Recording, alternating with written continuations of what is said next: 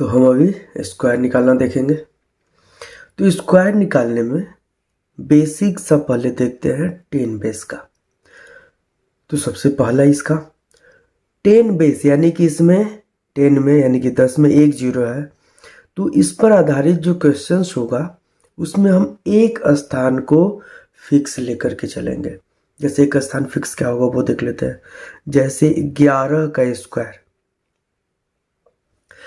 तो सबसे पहले हम 11 को तुलना करेंगे 10 के साथ में, क्योंकि इसका आधार क्या है 10 है। 10 बेस यानी कि 10 जिसका आधार है, तो 10 आधार मान करके जो हम चल रहे हैं, तो 11 10 से कितना अधिक है, 1 अधिक है। तो 10 से ये 1 अधिक है, तो इसका पहले स्क्वायर निकालेंगे। तो इसका स्क्वायर कितना होगा, तो 1 का स्क्वायर 1 स्थान का वैल्यू। अब इसमें 11 को और ये जितना बड़ा था उसको हम जोड़ देंगे, तो 11 और 1 कितना हो गया 12, ये हो गया 11 का स्क्वायर। अगर हम 12 का स्क्वायर निकालना चाहें तो 12 कितना अधिक है, 2 अधिक है, 2 अधिक है, तो 2 का स्क्वायर कितना होगा 4, लिख लिए। 12 और 2 कितना होता है 14, ये लिख लिए, तो हो गया 144। इसी तरीके से अगर हम 13 का स्क्वायर निकालना चाहें तो 13 का स्क्वायर निकालना है, मतलब ये 10 से कितना अधिक है, 3 अधिक है, तो 3 का स्क्वायर हो जाएगा 9, और फिर 13 में 3 को हम जोड़ देंगे तो हो जाएगा 16। उसी तरीके से 16 का स्क्वायर, तो 16 का स्क्वायर ये 6 अधिक है, और 6 अधिक है तो इसका जो स्क्वायर होगा वो होगा 36। तो 36 तो हमको नहीं लेकर के चलना है, यहाँ पे 36 का मतलब 2 प्लेस वैल्यू हो गया, 2 प्लेस तक का वैल्यू हो गया, यही हो गया इकाई और ये है, तो 2 स्थान तक का वैल्यू, तो इसको नहीं लेकर के चलना है, क्योंकि यहाँ पे 10 में एक जीरो है, तो एक अंक को हम लेकर के चलेंगे, तो एक अंक यानी कि हम केवल 6 लेंगे, और ये जो 3 है ये हमारा हाशिया बच जाएगा।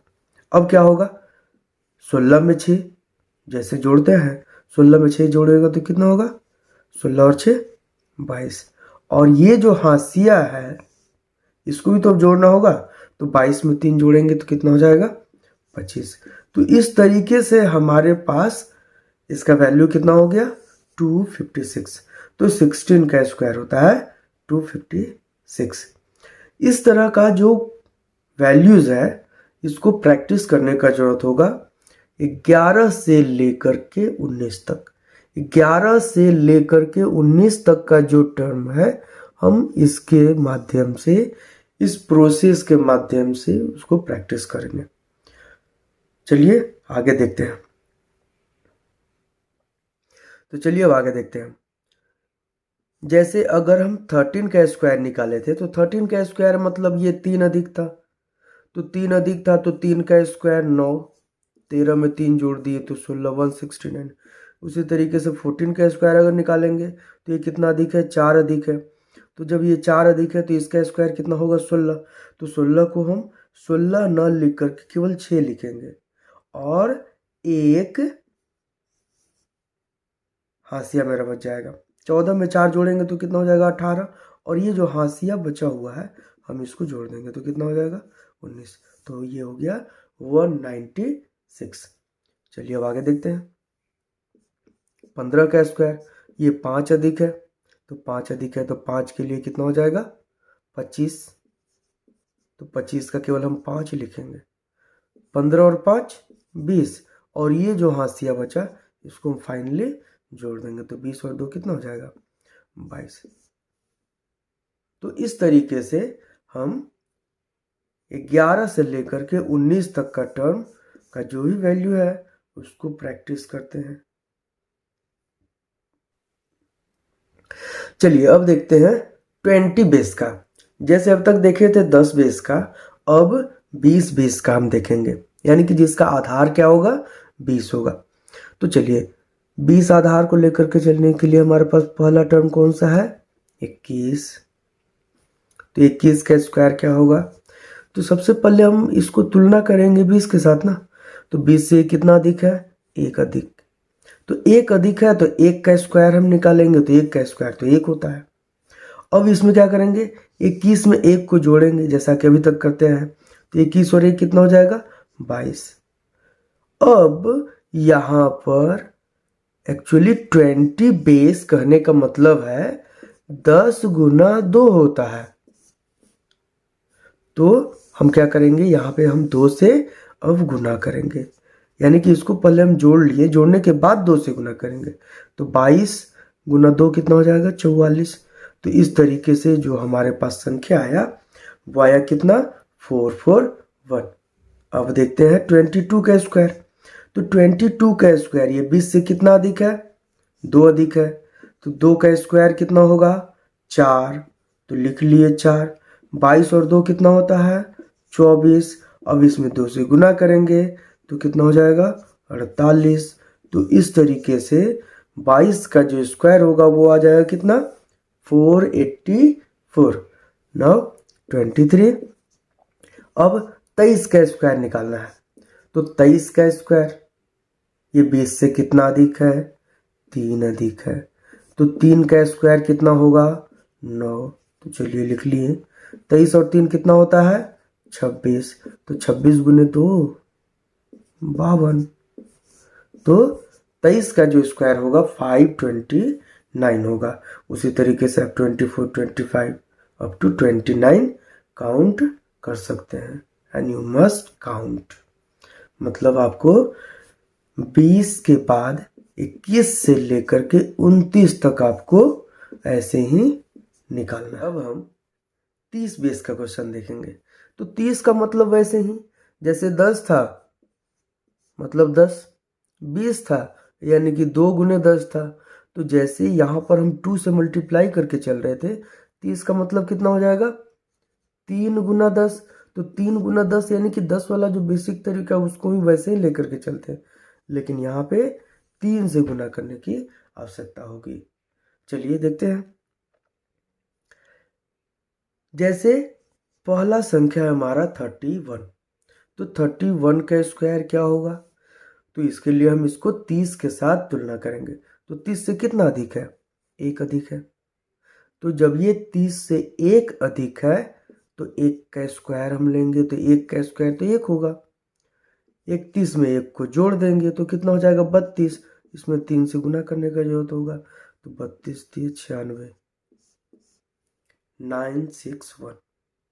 तो ये हो जाएगा 31 का स्क्वायर। 32 का स्क्वायर देखते हैं। तो 32 का स्क्वायर ये 2 अधिक है, तो 2 का स्क्वायर कितना हो जाएगा 4। 32 और 2 कितना हो जाएगा 34। तो 34 में 3 से गुना करेंगे तो ये हो जाएगा 102।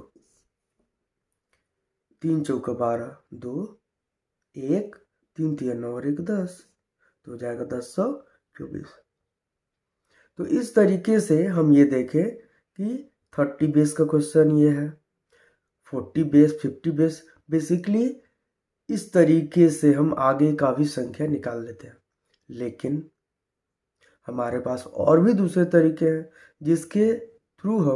जिसके द्वारा हम अदर्स को कुछ दूसरे तरीके से भी हम सॉल्व कर सकते हैं। तो चलिए अब आगे हम लोग देखेंगे 100 बेस का। जैसे 10 बेस होता है वैसा ही 100 का बेस होगा। तो अब चलते हैं 100 बेस का क्वेश्चन। तो इसमें हम 100 बेस है मतलब जिसका आधार है 100 है, तो 100 से अधिक का संख्या कोई भी एक, जैसे हम 101 ले लिए, तो 101 का स्क्वायर कैसे निकालेंगे। तो सबसे पहले हम 100 के साथ इसका तुलना करेंगे, तो ये 100 से 1 अधिक है, तो 1 का स्क्वायर कितना होगा 1। तो यहाँ पर 1 केवल ना लिख करके 01 लेंगे, क्योंकि यहाँ पे डबल 0 है, तो अभी बोले थे कि वहाँ पे 2 प्लेस को फिक्स करेंगे यानी कि 01। जैसे अगर कहिएगा कि यहाँ पे अगर 6 होता तो 6 के लिए 36, तो वहाँ पे हम डायरेक्ट 36 को लेकर के चलते हैं, लेकिन जहाँ पे एक वैल्यू होगा वहाँ पे हम 0 के साथ उसको लेकर के चलेंगे। तो जैसे 1 का स्क्वायर 01, तो 01 ले लिए, 101 में 1 को जोड़ देंगे, तो 101 में 1 जोड़ेंगे तो कितना होगा 102, तो इसका वैल्यू हो गया इतना। उसी तरीके से 102 का स्क्वायर निकालेंगे तो 102 का स्क्वायर ये 100 से कितना अधिक है, 2 अधिक है, तो 2 का स्क्वायर कितना होगा, 4, तो 0 4 लिखेंगे, 102 में 2 जोड़ देंगे तो हो जाएगा 104, तो ये हो गया 104 0 4। उसी तरीके से अगर 103 का स्क्वायर निकाल रहे हैं तो ये 100 से कितना अधिक होगा, 3, तो 3 का स्क्वायर तो 9, तो 09 लिख लिए और फिर 103 में 3 को जोड़ देंगे तो 106, तो 10609 इसका वैल्यू होगा। तो अब बात यह है कि 100 जिसका आधार है, तो क्या 100 से अधिक का ही केवल वैल्यू होगा जिसको हम इसके माध्यम से, इस विधि के थ्रू हम उसको काउंट कर सकते हैं? जी नहीं, अगर 100 से कम होगा तो उसको भी सॉल्व कर सकते हैं। जैसे मान लेते हैं कि 98 है हमारे पास टर्म, तो 98 का स्क्वायर कैसे होगा, तो ये 100 से कितना कम है, 2 कम है, यानी कि -2 इसको रिप्रेजेंट करेंगे, -2 लिखेंगे। जैसे ज़्यादा था तो +2 +1 +3 लेकर के चल रहे थे, तो वहाँ पे जब कम है तो -2 लेकर के चलेंगे। अगर मान लीजिए कि 96 होता, 97 होता, तो जितना कम होगा 100 से हम उतना लेकर के चलेंगे, जितना कम होगा उस टर्म को केवल लिखेंगे। तो 2 है, तो 2 का स्क्वायर कितना होगा, 4, तो स्क्वायर करने पर तो पॉजिटिव हो जाएगा ना, यानी कि हम 04 लेंगे। उसके बाद इन दोनों को हम कंबाइन करते हैं, मतलब इसके साथ इसको ऐड कर देते हैं। तो जब इसके साथ इसको हम ऐड करेंगे तो हम यही देखेंगे कि 98 है और प्लस -2, 98 एंड प्लस -2, तो इसका तो वैल्यू 98 -2 दैट इज 96 होगा ना। कहने का मतलब है इसको इसके साथ जब हम इक्वेट करेंगे तो सॉरी इसके साथ अगर हम इसको सॉल्व करेंगे तो 98 - 2 यानी कि हो जाएगा 96। जैसे हमारे पास टर्म होता है 97 का स्क्वायर, तो 97 का स्क्वायर मतलब ये 3 कम है, तो 3 कम है तो 3 का स्क्वायर 9, और 97 में 3 कम कर लेंगे तो 97 में 3 होगा तो कितना, 94, यानी कि 9409 होगा इसका आंसर।